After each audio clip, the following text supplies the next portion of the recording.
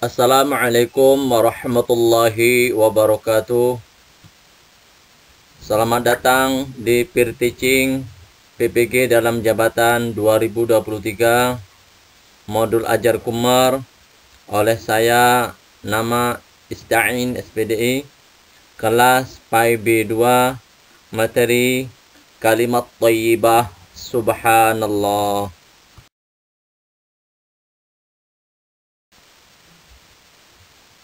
Anak-anak sekalian, kalau kemarin di pertemuan yang sebelumnya kita sudah membahas tentang Asmaul Husna, yaitu nama-nama Allah yang baik, Ar-Rahman dan Ar-Rahim.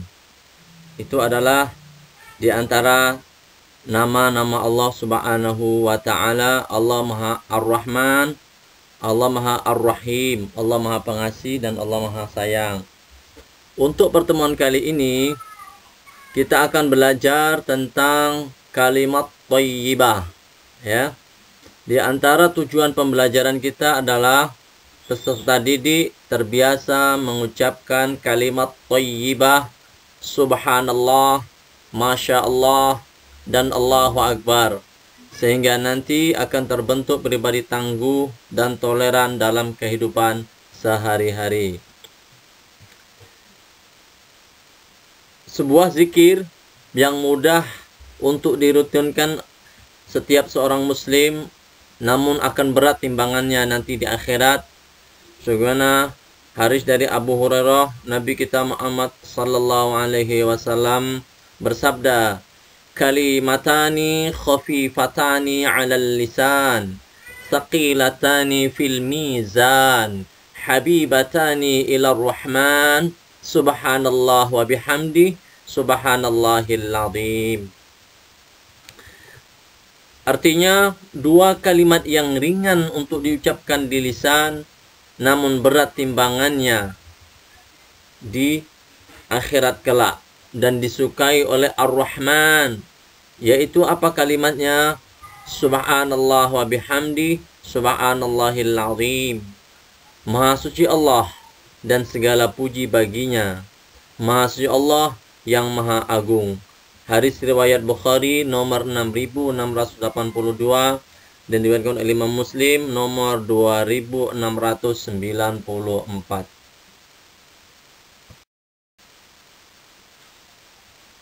Anak-anak sekalian, sekarang perhatikanlah Bapak membaca tentang indahnya bertasbih. Kalimat subhanallah yang mempunyai arti maha suci Allah.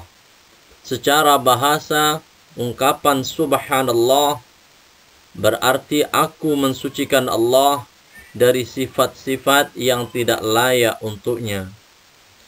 Sayyidah Aisyah dalam sebuah riwayat menyebutkan bahwa orang Arab ketika mendapati sesuatu yang tidak mereka inginkan dan mereka berkeinginan untuk mengagungkan Allah Subhanahu wa Ta'ala, mereka mengucapkan subhan. Ketika seseorang menyaksikan atau mendengarkan sesuatu yang tidak sesuai dengan keagungan Allah Subhanahu wa Ta'ala, maka seseorang dianjurkan untuk mengungkapkan dengan kata subhanallah. Tujuannya adalah untuk mensucikan Allah dari berkurangnya keagungannya atau mensucikan Allah dari sifat-sifat kekurangan. Kalimat subhanallah disebut juga dengan bacaan tasbih. Kalimat tasbih adalah ungkapan untuk memuji Allah Ta'ala. Zat yang paling suci di alam semesta ini hanyalah Allah Subhanahu wa Ta'ala. Maka sesuai dengan artinya, kalimat ini mengandung makna penyucian nama dan zat Allah Subhanahu wa Ta'ala. Nama Allah harus tetap suci dari segala bentuk kemusyrikan dan kekurangan. Karena memang Allah lah pemilik segala kesempurnaan. Semua yang ada di langit dan di bumi bertasbih kepada Allah Subhanahu wa Ta'ala. memuji kebesaran Allah Subhanahu wa taala sebagaimana Allah taala berfirman di dalam surah Al-Jumu'ah ayat ke-1, A'udzu billahi minasyaitonir rajim. Bismillahirrahmanirrahim. Yusabbihu lillahi ma fis samawati wa ma fil ard. Al-Malikil Quddus Al-Azizil Hakim. Artinya, apa yang ada di langit dan apa yang ada di bumi senantiasa bertasbih kepada Allah, Maha Raja, yang Maha Suci, yang Maha Perkasa, Maha Bijaksana. Quran Surah Al-Jumu'ah ayat ke-1.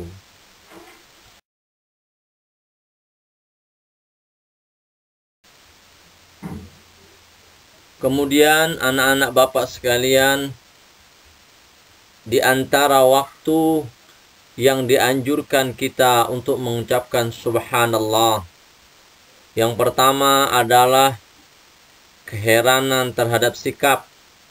Misalnya, kita melihat seseorang bertindak terlalu bodoh, terlalu kaku, atau terlalu aneh. Tapi kita tidak boleh mengucapkan kepada dirinya dengan kata-kata bodoh. Contoh kasus yang pertama.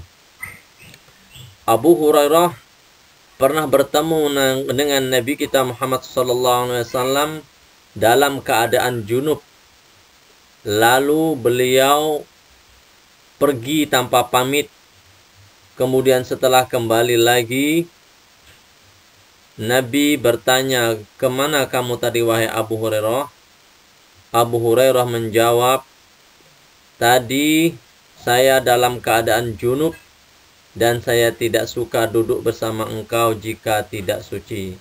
Maka Rasulullah pun bersabda, "Subhanallah, innal muslim wa fi riwayah al-mu'min la yanjus." Artinya, bahwa Maha Suci Allah, sesungguhnya seorang muslim itu tidaklah najis. Hadis riwayat Bukhari nomor 279. Selanjutnya, contoh kasus yang kedua. Ada seorang wanita mendatangi Nabi kita Muhammad sallallahu alaihi wasallam bertanya, "Bagaimana cara membersihkan bekas haid setelah suci?" Rasulullah kemudian menyarankan, "Ambillah kapas yang diberi minyak wangi dan bersihkan." Namun, wanita ini tetap bertanya dengan pertanyaan yang sama. Karena Rasulullah merasa malu untuk menjawab dengan secara detail, sehingga Rasulullah bersabda, "Subhanallah, tatahhiri biha." Maha suci Allah, ya kamu bersihkan pakai kapas itu tadi. Aisyah faham maksud Nabi kita Muhammad SAW. Beliau pun langsung menarik wanita ini dan mengajarinya cara membersihkan darah ketika haid. Hadis riwayat Bukhari nomor 314 dan riwayat Muslim nomor 774. Kemudian, kapan dan waktu kita mengucapkan kalimat subhanallah? Yang kedua adalah keheranan ketika ada sesuatu besar yang terjadi. Misalnya, ketika kita melihat kejadian yang luar biasa, Nabi kita Muhammad sallallahu alaihi wasallam terkadang tersentak bangun di malam hari karena keheranan melihat sesuatu yang turun dari langit. Dari Ummu Salamah radhiyallahu anha bahwa pernah suatu malam Rasulullah sallallahu alaihi wasallam terbangun dari tidurnya dan mengucapkan, "Subhanallah, madza unzila al-laila minal fitan." Subhanallah, Maha Suci Allah, betapa banyak fitnah yang turun di malam ini. Hadis riwayat Bukhari nomor 115.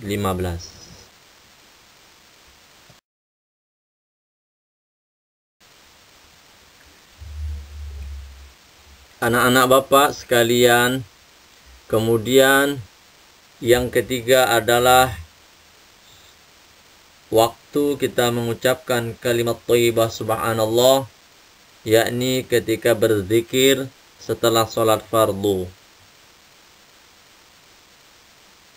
Rasulullah sallallahu alaihi wasallam bersabda mengucapkan subhanallah walhamdulillah wallahu akbar 33 kali. La ilaha illallah wahdahu la syarikalah lahul mulku walahul hamdu wa huwa ala kulli syai'in qadir. Maha suci Allah, segala puji bagi Allah, dan Allah Maha besar 33 kali. Tidak ada Rabb yang berhak disembah yang benar kecuali Allah yang Maha Esa. Tidak ada sekutu baginya. Baginya kerajaan, baginya pujaan. Dialah yang Maha Kuasa atas segala sesuatu. Hadis riwayat Muslim nomor 597. Kemudian anak-anakku sekalian, itu di antara waktu kita mengucapkan kalimat thayyibah subhanallah. Selanjutnya, apa hikmah kita mengucapkan kalimat thayyibah subhanallah? Di antaranya yang Bapak dapat rangkum untuk kali ini yaitu yang pertama, mendapatkan pahala dari Allah Ta'ala. Kemudian yang kedua, mengucapkan kalimat thayyibah subhanallah akan membuat kita semakin dekat dengan Allah. Kemudian poin yang ketiga, mengucapkan kalimat thayyibah subhanallah makin dicintai oleh Allah karena ucapan subhanallah merupakan salah satu kalimat yang dicintai oleh Allah. Selanjutnya, mengucapkan kalimat thayyibah subhanallah akan mempertebal keimanan kita kepada Allah. Dan yang terakhir, mengucapkan kalimat thayyibah subhanallah menjauhkan kita dari perbuatan syirik. Itulah di antara waktu kita untuk mengucapkan kalimat thayyibah subhanallah dan hikmah-hikmah kita mengucapkan kalimat thayyibah subhanallah. Bapak harapkan mari kita sama-sama untuk mengamalkan salah satu kalimat yang mudah diucapkan oleh lisan ini agar selalu banyak mengucapkan zikir atau kalimat thayyibah subhanallah wa bihamdih subhanallahil azim atau zikir-zikir yang lain yang berhubungan dengan kalimat thayyibah subhanallah.